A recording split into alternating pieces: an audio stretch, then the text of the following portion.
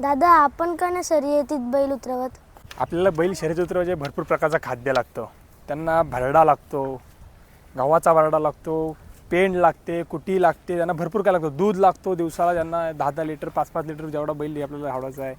त्यांना भरपूर अंडी माणूस दिवसभर त्या पाठीवर लागतो. एक माणूस पाहिजे. आपण शेतीच्या कामात अडकलेले, आपण चटणी भाकर खाणारी माणसं, त्या पाठीवर नाही का दिवसभर एक माणूस ठेवावा, त्यांना जावा, त्यांच्या पाठीवर त्यांच्या अंगावर हात फिरवावा, त्यांची मालिश करावी, त्यांना तेल लावावा. त्यांना तेल पण काय आपण काय नाही, काही लोक काय सरकीचं तेल बिल ते पाजू राहिले सगळ्यांना, आपण काय देणार? शर्यत आपल्यासारखी गरिबांची नाही आहे का? शर्यत ही गरिबाची नव्हती, पण त्या एका बैलाने ती बदलून दाखवली. शर्यतीसाठी पैसा लागतो हे महत्त्वाचं आहेच, पण त्यासोबत शर्यतीसाठी ना जिद्द लागते आणि रक्तात हा नाद लागतो. तो एक बैल आला आणि त्याने मालकाची परिस्थिती बदलली.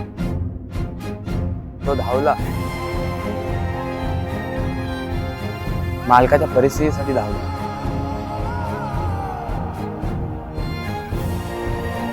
तो धावला इतिहास घडवण्यासाठी.